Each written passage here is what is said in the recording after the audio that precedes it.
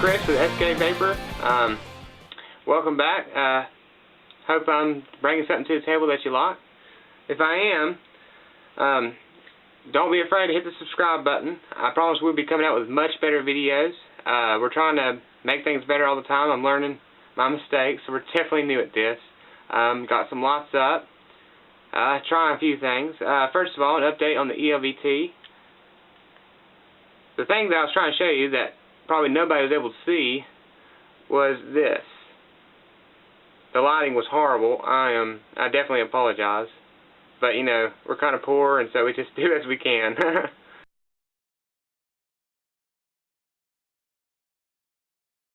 Okay. This is how the ELVT works as a portable charging station. Alright. Charging our friend Kayla's phone. But, another thing is, what we're here to really talk about today is, I've been getting some emails and I've been getting some questions from here in the community and about some of the things I've been talking about. And so what I'm going to do is, you might see me looking down a lot because I just want to make sure I address all these questions. The thing is I know that YouTube has comments and everything. I'm having a hard time seeing those. I try to get back to them when I can, but I've noticed that there's some that I don't see for 5 months. So if you do have any questions, here's some links.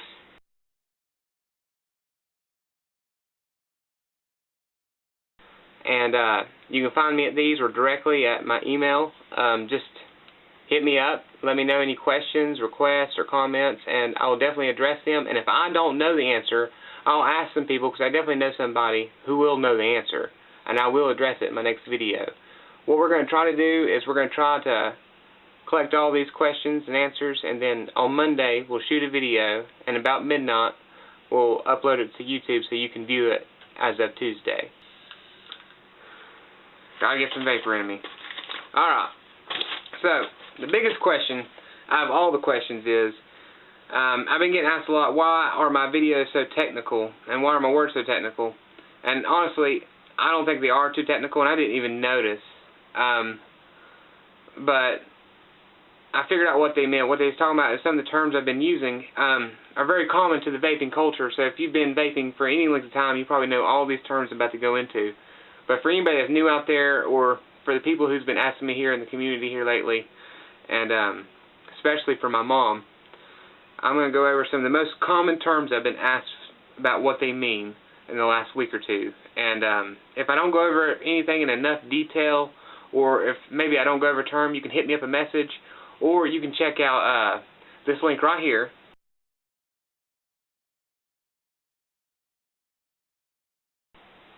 And it is Vaping Guides.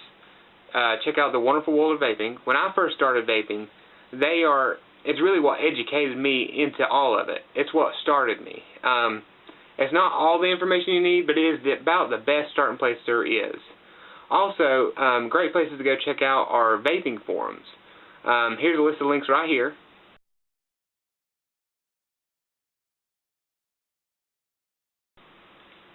And you got the Vapers Forum, International Vapers Club, and Electronic Cigarette Advanced.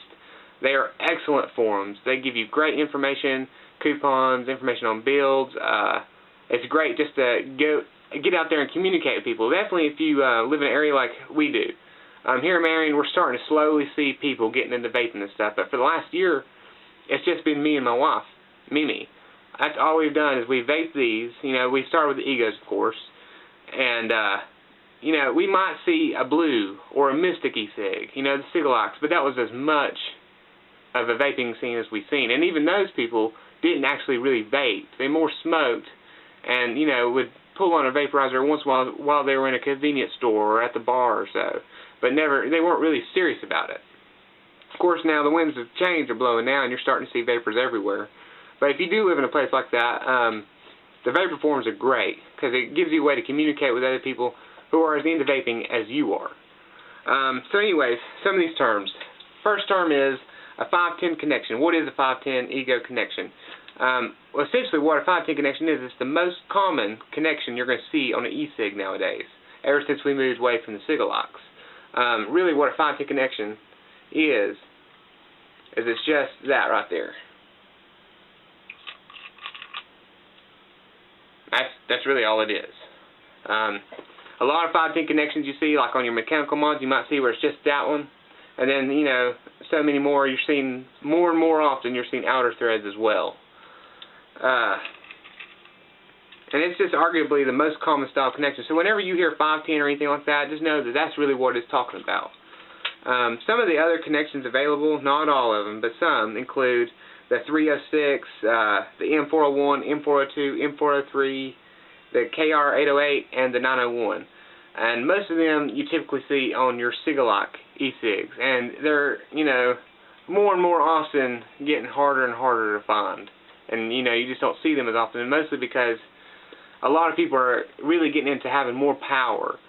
And, you know, a lot of those older e-cigs, you know, you really only got tobacco and menthol flavors for a lot of them, especially with stuff like the disposables. Now, you got the semi-disposables, which are the 3-piece e-cigs, and they're Cig-alikes, and they're a little bit better. And I know a lot of people who've quit successfully smoking and gone to them, and they love them. And they're great for them, but it doesn't work for me. So don't get discouraged if they don't work for you. Everybody's going to find what works for them. That's the thing about vaping. It's completely subjective.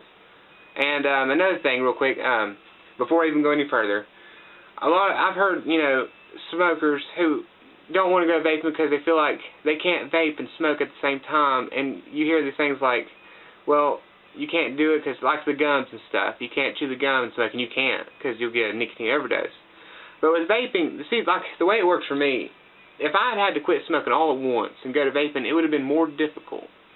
Because what I did is I vaped, and, you know, I played around with it for about a month, and then all of a sudden I didn't want to smoke anymore. And that's how it worked for me. It wasn't that I felt pressured to quit. I just didn't want to smoke. And to me, that's the best way to quit smoking, is to just not want to do it anymore. That's at least the easiest way for me. Everybody's got different views on it, and everybody has different ways. You'll find what works for you. An atomizer, an Addy. Traditionally, most of the time when you hear atomizers and stuff, they're really talking about like your cartomizers and your cartridges. Your cartridge, you know, attaches to the atomizer, and it's filled with either a polyfill or some kind of filler that you put your e-juice into, and then the atomizer heats it up, which is all an atomizer is a heating element. And you got your dripping addies and stuff like that, but an atomizer is contained in a metal housing that screws onto the battery, and the addy is what heats the e-liquid and turns it into a vapor. And they're used on a multitude of products, such as inhalers, perfume bottles, cooking spray, squirt bottles, and so on. It is not a new technology. It's just being used in a new way. What are analogs? Analogs are traditional tobacco cigarettes. They're called analogs because, you know, electronic cigarettes are obviously digital, so tobacco cigarettes would be analogs, kind of like vapers. Vapers vape. Smokers smoke. An APV, an Advanced Personal Vaporizer. An Advanced Personal Vaporizer is kind of like this. It has a lot of additional options. I can change variable wattage. I can change variable voltage. Some devices have puff counters. There are devices that use RMS, which is, Lord, I don't have the word right in front of me right now.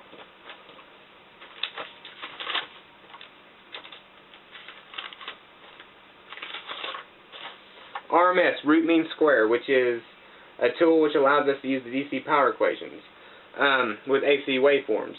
Now, I have a quick question for anybody who watches my videos who knows exactly what root mean square is and how exactly an e-cig uses that, because honestly, that's a little bit above my level of expertise. So if anybody understands that, I would love to hear more about what that is. A PV, personal vaporizer, that's just another word for e-cig, electronic cigarette, obviously, because it's a vaporizer. An automatic. An automatic is an e-cig that is activated by either air, that was a crazy sound, air or sound, you know, like a whistle or a breeze. The thing about automatic e-cigs is, you know, they're kind of like what my friend here's got. They're unsealed. And the reason why they're unsealed is to allow air to completely go through the battery. And the problem with that is that if you ever get any leakage or anything from your cartridge or cartomizer, it's going to leak into that battery, which essentially messes up your circuitry. And that's a great thing about manuals. Manuals don't have to have air running through them. It's just a button. It's also better for you power-wise. A B&M. A B&M is a brick-and-mortar store, which is just, it's a local vape shop that you can actually go into and get your stuff, unlike, having to go online to an online vendor, which is an online vape store. CASAA is the Consumer Advocacy for Smoke-Free Alternatives Association. It's a non-profit organization, and they are our biggest help. If you are a vapor or have any interest in vaping and having access to a healthier alternative to smoking, because I'm no doctor, so take this with a grain of salt, but to me, this is definitely healthier than smoking. And if you agree, then you definitely need to join the movement. You need to go to this link right here.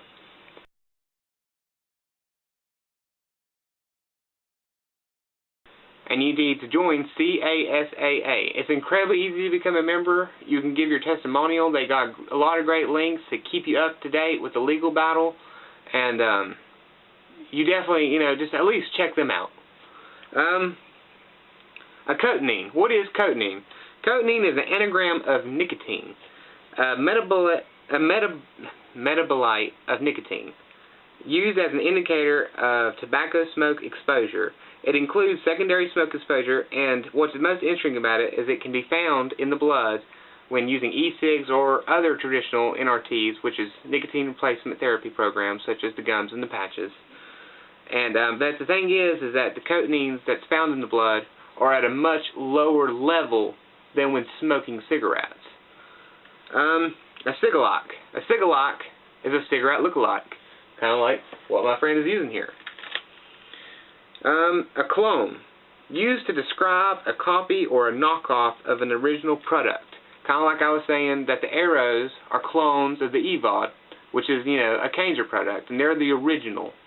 So an Arrow made by SmockTech is a clone of that. Like my Ace, I'm pretty sure is a clone of the Vamo, but I might be incorrect on that, so don't take my word for it. E-liquid, juice. What e-liquid and juice is it consists of 4 ingredients. Nicotine, which is found in the nightshade family, which includes potatoes and eggplants. Not everybody knows that. I know I didn't know that. So the thing is that nobody can actually avoid nicotine in their lives. No matter what you do, if you eat potatoes, you eat vegetables, it's amazing how many things have nicotine in it. Which is, just another point proving that nicotine is not as harmful for you as once believed.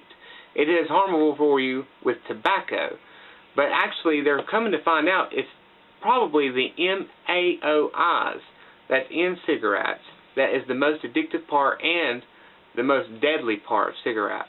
Look it up. Flavorings. Usually it's all food grade flavorings, which is usually all FDA approved. That's the craziest part. About every ingredient in e-juice is FDA approved. They just don't approve the e-juice. Anyways, let's not get into politics. USP grade PG, propylene glycol, and USP food grade VG, which is vegetable glycerin. What is that? Well, it is not what they've been saying it is. They keep saying PG's and antifreeze, PG's and antifreeze. Well, let me tell you something. PG is in some antifreeze, but not like you're thinking. It is an antifreeze that is non-toxic because there are some antifreeze applications that has to be non-toxic, and that's when they'll use PG in it. But PG itself is not antifreeze. People have that confused with diethylene glycol, which is a completely different thing and is toxic.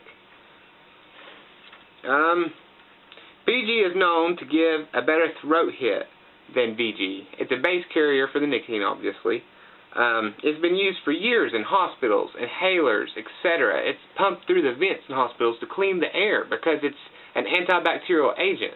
But at the same time, it's good for us. It don't hurt us. Which I'm not a doctor, again. And also, of course, if you have an allergy to something, then you need to go through the process of elimination and start pulling things out of your e-juice to find out exactly what it is that you're allergic to or sensitive to, and then you'll have a better vaping experience. VG is another base carrier, vegetable glycerin, and it's been used for decades and many years in just about all your foods and stuff. It's a sweetener. All it is really is a sugar. I mean, glycerin. PG, it metabolizes into lactic acid in the bloodstream when you ingest PG, propylene glycol. So the thing about that is what you need to do is you need to drink plenty of water and eat some bananas so you don't have the cramps and stuff. You know, when you have acid, you need bananas. And then vegetable glycerin metabolizes into sugar. Both vegetable glycerin and propylene glycol are dehydrators, so you do need plenty of water so you don't get dehydrated. I know you hear water vapor a lot. It's thrown around a lot. But the thing is that this isn't water. It's just not. And so you do need to drink plenty of water because it can't be used in lieu of water. But you're supposed to drink 8 cups of water a day anyway. So, I mean, really you're not going to be changing anything if you're already drinking water.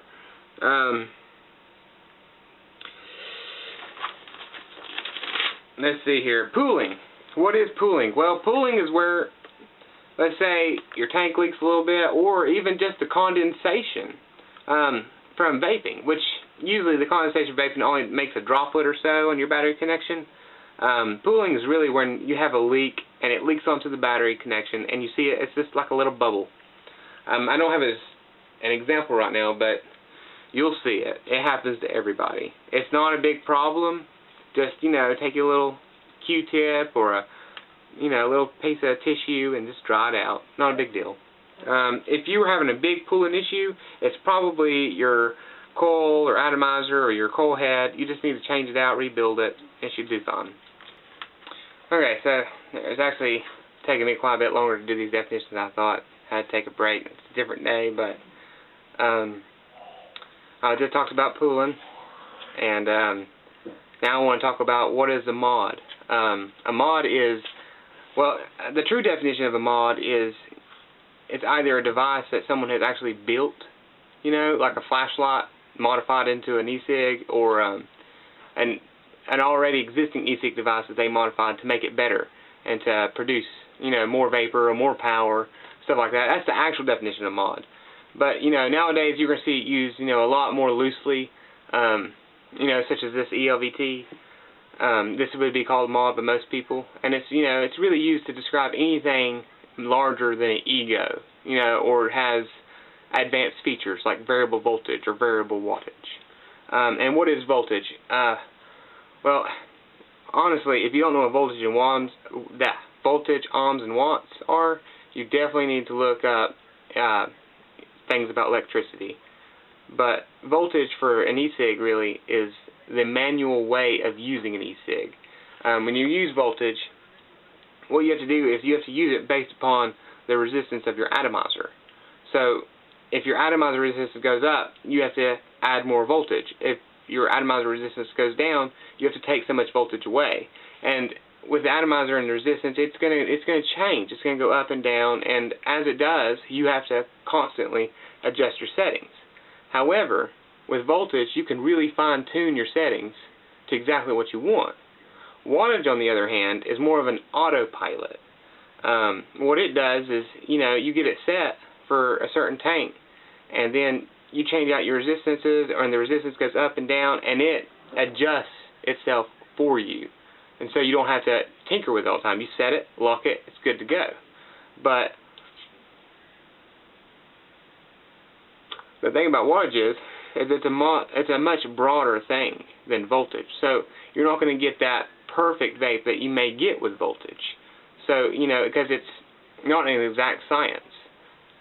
And so you're only going to, it's kind of like a, gosh, can't really think of a good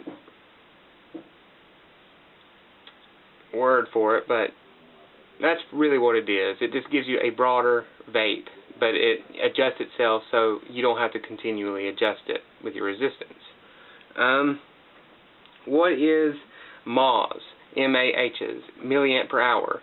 What that is really is, it's kind of like, you know, you got your ego, you got your 350 MAHs, which is milliamp per hour, and then you got 1100 mAh, milliamp per hour. Well, what that really is it's kind of the size of your battery, how long it's going to last. The 350 is going to last a couple hours, whereas 1100 might last you all day.